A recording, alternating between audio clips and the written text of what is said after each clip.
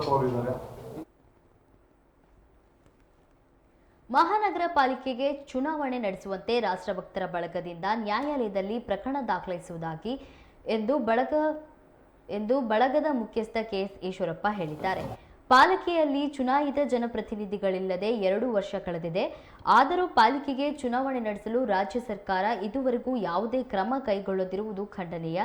ಜನಪ್ರತಿನಿಧಿಗಳಿಲ್ಲದೆ ಪಾಲಿಕೆಯಲ್ಲಿ ಅಧಿಕಾರಿಗಳ ದುರಾಡಳಿತದಿಂದ ಸಾರ್ವಜನಿಕರಿಗೆ ತೊಂದರೆಯಾಗುತ್ತಿದ್ದು ಯಾವುದೇ ಅಭಿವೃದ್ಧಿ ಕಾರ್ಯಗಳು ನಡೆಯುತ್ತಿಲ್ಲ ಎಂದು ದೂರಿದ್ದಾರೆ. ರಾಜ್ಯ ಸರ್ಕಾರವು ಅವಧಿ ಮುಗಿದ ಪಾಲಿಕೆಗಳ ಪರಿಷ್ಕೃತ ಕ್ಷೇತ್ರ ಹಾಗೂ ವಾರ್ಡ್ ಮೀಸಲಾತಿ ಅಧಿಸೂಚನೆ ಹೊರಡಿಸದೆ ಇದ್ದಾಗ ಸುಪ್ರೀಂ ಕೋರ್ಟ್ ಆದೇಶದಂತೆ ಹಿಂದಿನ ಮೀಸಲಾತಿಗೆ ಅನುಗುಣವಾಗಿ ಚುನಾವಣೆ ನಡೆಸಲು ಕೋರ್ಟ್ ಮೊರೆ ಹೋಗಬೇಕಾಗುತ್ತದೆ ಎಂದು ತಿಳಿಸಿದರು.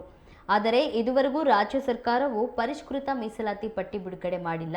ಅಲ್ಲದೆ ರಾಜ್ಯ ಚುನಾವಣಾ ಆಯೋಗವು ಸಹ ಈ ಸಂಬಂಧವಾಗಿ ಯಾವುದೇ ಕ್ರಮ ಕೈಗೊಂಡಿರುವುದು ಪ್ರಜಾಪ್ರಭುತ್ವಕ್ಕೆ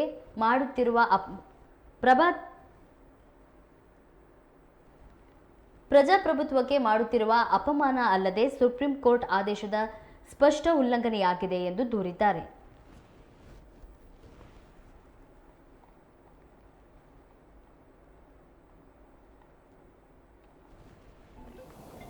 ಮಾತೆತ್ತಿದ್ರೆ ಪ್ರಜಾಪ್ರಭುತ್ವ ಮತ್ತು ಸಂವಿಧಾನಬದ್ಧವಾಗಿ ಈ ಸರ್ಕಾರ ನಡೀತಾ ಇದೆ ಅನ್ನೋಂಥ ಮಾತು ಹೇಳ್ತಾ ಇದ್ದಾರೆ.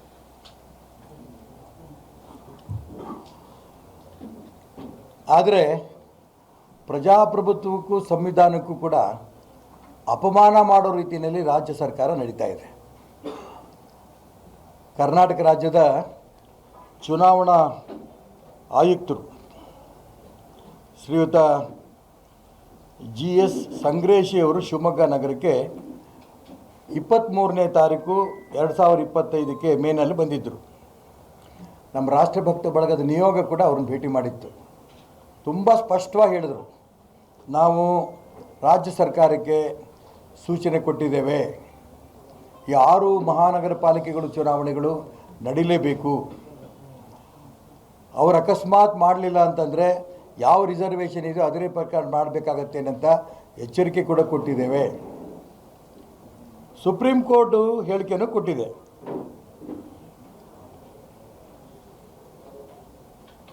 ಆದರೆ ಸುಪ್ರೀಂ ಕೋರ್ಟ್ ಮಾತನ್ನು ಮೀರಿ ಇವತ್ತಿನ ತನಕನೂ ಕೂಡ ಶಿವಮೊಗ್ಗ ಮಹಾನಗರ ಪಾಲಿಕೆ ಸೇರಿ 6 ಮಹಾನಗರ ಪಾಲಿಕೆಗಳೇನು ಚುನಾವಣೆ ಆಗಬೇಕು ಅಲ್ಲೆಲ್ಲೂ ಕೂಡ ಚುನಾವಣೆ ದಿಕ್ಕಲ್ಲಿ ಸ್ವಲ್ಪನೂ ಕೂಡ ಪ್ರಯತ್ನವೇ ನಡೆದಿಲ್ಲ. ಸುಪ್ರೀಂ ಕೋರ್ಟ್ ಆದೇಶ ಕೊಡ್ತು, ಬೆಂಗಳೂರಿನ 5 ಮಹಾನಗರ ಪಾಲಿಕೆ ಬೆಂಗಳೂರು ಅಲ್ಲಿ ಚುನಾವಣೆ ಆಗಬೇಕು ಅಂತ ಸುಪ್ರೀಂ ಕೋರ್ಟು ಕಪಾಳ ಮೋಕ್ಷ ಮಾಡಿದ ನಂತರ ಚುನಾವಣೆ ಮಾಡೋದಕ್ಕೆ ಈಗ ಮುಂದುವರೆದಿದ್ದಾರೆ ಬೆಂಗಳೂರಿನಲ್ಲಿ. ಹಾಗಾಗಿ ರಾಜ್ಯ ಸರ್ಕಾರಕ್ಕೆ ನಾನು ಇಷ್ಟು ನೇರವಾಗಿ ಕೇಳೋಕ್ಕೆ ಇಷ್ಟಪಡ್ತೇನೆ, ನಿಮಗೆ ಪ್ರಜಾಪ್ರಭುತ್ವದ ಬಗ್ಗೆ ನಂಬಿಕೆ ಇಲ್ವಾ? ಆಡಳಿತಾಧಿಕಾರಿಗಳೇ ನಡಿಬೇಕಾ ಚುನಾವಣೆ? ಆಡಳಿತ ನಡೆಸಬೇಕಾ? ಚುನಾಯಿತ ಪ್ರತಿನಿಧಿಗಳು ಈ ಆಡಳಿತ ನಡೆಸೋಕ್ಕೆ ನಿಮಗೆ ಆಸಕ್ತಿ ಇಲ್ವಾ? ಅಥವಾ ಚುನಾವಣೆ ಅಂದರೆ ನಿಮಗೇನಾದ್ರು ಭಯನಾ? ಶಿವಮೊಗ್ಗ ನಗರದ ಮಹಾನಗರ ಪಾಲಿಕೆ ಚುನಾವಣೆ ನಡೆದರೆ ಎಲ್ಲಿ ಕಾಂಗ್ರೆಸ್ ಪಕ್ಷ ಸೋತೋಗುತ್ತೆ ಅಂತ ಭಯದಿಂದನೇ ಈ ಆಟ ಆಡ್ತಿದ್ದೀರಾ? ತುಂಬ ನೊಂದು ಹೇಳ್ತಾ ಇದ್ದೀನಿ ನಾನು. ಕಾರ್ಪೊರೇಷನ್ ಶಿವಮೊಗ್ಗ ನಗರದ ಮಹಾನಗರ ಪಾಲಿಕೆಯ ಭಾಗಕ್ಕೆ ಯಾವುದೇ ಕೆಲಸಕ್ಕೆ ಹೋದರೆ ಗಲಾಟೆ ಮಾಡಿದ್ರೆ ಯಾವ ಕೆಲಸನೂ ಆಗಲ್ಲ. ಭ್ರಷ್ಟಾಚಾರ ತುಂಬಿ ತುಳುಕ್ತಾ ಇದೆ. ಕಳೆದ ಬಾರಿ ನಾವು ರಾಷ್ಟ್ರಭಕ್ತ ಬಳಗದಿಂದ ದೊಡ್ಡ ಮೆರವಣಿಗೆ ಮಾಡಿಕೊಂಡು ಕಾರ್ಪೊರೇಷನ್ ಕಮಿಷನರ್ ಹತ್ರ ಮಾತಾಡಿದಾಗ ಅವರು ಅನೇಕ ಆಶ್ವಾಸನೆಗಳನ್ನು ಕೊಟ್ಟಿದ್ದಾರೆ. 2 ತಿಂಗಳೊಳಗೆ ನಾವು ಖಂಡಿತ ಮಾಡ್ತೀವಿ ಅಂತ ಹೇಳಿದರು. ಆ ಒಂದು ಮೆರವಣಿಗೆ ಆದ ನಂತರ ಲೋಕಾಯುಕ್ತ ಕೂಡ ಜಾಗೃತಿ ಆಯಿತು. ಲೋಕಾಯುಕ್ತ ಜಾಗೃತಿಯಾಗಿ ಮಹಾನಗರ ಪಾಲಿಕೆಗೆ ಹೋಗಿ ಏನೇನು ಅವ್ರ ಡಾಕ್ಯುಮೆಂಟು ಹಿಡಿದಿದ್ದಾರೆ, ಏನೇನು ಭ್ರಷ್ಟಾಚಾರ ನಡೆದಿದೆ ಅದ್ಯಾವುದು ಬಹಿರಂಗವಾಗಿ ಏನು ಹೇಳಿಕೆ ಕೊಡಲಿಲ್ಲ ಲೋಕಾಯುಕ್ತದವರು. ಲೋಕಾಯುಕ್ತ ಹೇಳಿಕೆ ಕೊಡಬೇಕಿತ್ತು. ಲೋಕಾಯುಕ್ತದ ಬಗ್ಗೆ ನಾನು ನೇರವಾಗಿ ನಮ್ಮ ಬೇಜಾರಿದೆ. ಸುಮ್ಮನೆ ಹೋಗಿ ಟೀ ಕುಡಿದು ಬರೋಕ್ಕೆ ಹೋಗಿದ್ರು ಹಾಗಾದರೆ ಕಾರ್ಪೊರೇಷನ್ಗೆ ಏನೇನು ಅಲ್ಲಿ ಭ್ರಷ್ಟಾಚಾರ ನಡೀತಾ ಇದೆ, ಯಾವ್ಯಾವ ಕೆಲಸಗಳು ಹಾಕಿಲ್ಲ, ಬಹಿರಂಗ ಬಂದು ಹೇಳಬೇಕಲ್ವ? ನಿಮ್ಮ ಕೆಲಸ ಅಲ್ವಾ ಅದು?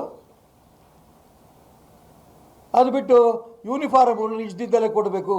ಸದ್ಯ ಅದಾರ ಒಂದು ಹೇಳಿದ್ದಾರೆ, ಅದು ಅವ್ರು ಮಾಡ್ತಾರೋ ಬಿಡ್ತಾರೋ ಗೊತ್ತಿಲ್ಲ. ಒಟ್ಟಾರೆ ರಾಜ್ಯದ 6 ಮಹಾನಗರ ಪಾಲಿಕೆಗಳ ಚುನಾವಣೆ ಮಾಡೋದ್ರಲ್ಲಿ ರಾಜ್ಯ ಸರ್ಕಾರ ಸಂಪೂರ್ಣ ವಿಫಲವಾಗಿದೆ. ಅವ್ರದ್ದೇ ಬಡದಾಟ. ಮುಖ್ಯಮಂತ್ರಿ ಇರಬೇಕು, ಬದಲಾವಣೆ ಆಗಬೇಕು. ಸಿದ್ದರಾಮಯ್ಯ ಮುಖ್ಯಮಂತ್ರಿ 5 ವರ್ಷ ಮುಂದುವರಿಬೇಕು, DK ಬರಬೇಕು. ನೀವು ಯಾರಾಗಲಿ ನಮಗೆ ಸಂಬಂಧ ಇಲ್ಲ. ಆದರೆ ನಿಮ್ಮ ಡ್ಯೂಟಿ ಪ್ರಜಾಪ್ರಭುತ್ವವನ್ನು ಉಳಿಸಬೇಕಾದ್ದು. ನಿಮ್ಮ ಡ್ಯೂಟಿ ಪ್ರಜಾಪ್ರಭುತ್ವದ ಮಾದರಿನಲ್ಲಿ ಸಂವಿಧಾನಬದ್ಧವಾಗಿ ಸುಪ್ರೀಂ ಕೋರ್ಟ್ ಹೇಳಿರೋ ಪ್ರಕಾರ ಚುನಾವಣೆ ನಡೆಸಬೇಕು. ಚುನಾವಣಾ ಆಯುಕ್ತ ಸಂಗ್ರೇಶಿ ಅವರು ನಿಮ್ಮ ಮಾತಿಗೆ ಬೆಲೆ ಇಲ್ವಾಗಾರೆ? ನೀವು ಕೂಡ ಪೇಪರ್ ಭೂತಾರ? ಬರೀ ಹೇಳಿಕೆ ಕೊಟ್ಟು ಹೋಗ್ತೀರಾ? ಅವ್ರ ಮೇಲೆ ಕ್ರಮ ತಗೊಳ್ಳೋಕೆ ನಿಮ್ಗೆ ಅಧಿಕಾರ ಇಲ್ಲವ ಸರ್ಕಾರದ ಮೇಲೆ? ಭಾಳ ನೊಂದು ಹೇಳ್ತಾ ಇದ್ದೀನಿ.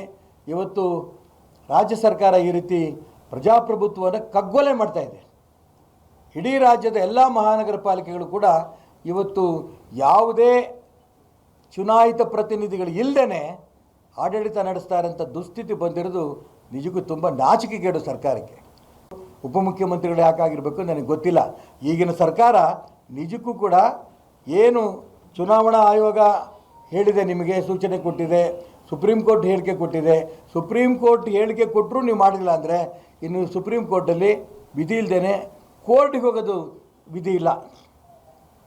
ಈ ದಿಕ್ಕಲ್ಲಿ ನಾವು ಯೋಚನೆ ಮಾಡ್ತಾಯಿದ್ದೀವಿ.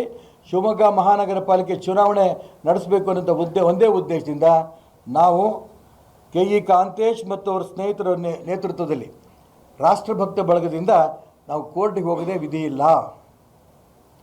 ಕೋರ್ಟಿಗೆ ಹೋಗ್ತೇವೆ. ಏಕೆಂತಂದರೆ ಚುನಾವಣಾ ಆಯುಕ್ತರು ಶಿವಮೊಗ್ಗ ನಗರಕ್ಕೆ ಬಂದಾಗ ಅವ್ರ ಕೈಲಿ ಮೆಮೊರಾಂಡಮ್ ಕೊಟ್ಟಾಗ ನಾವು ಈಗಾಗಲೇ ಸೂಚನೆ ಕೊಟ್ಟಿದ್ದೇವೆ.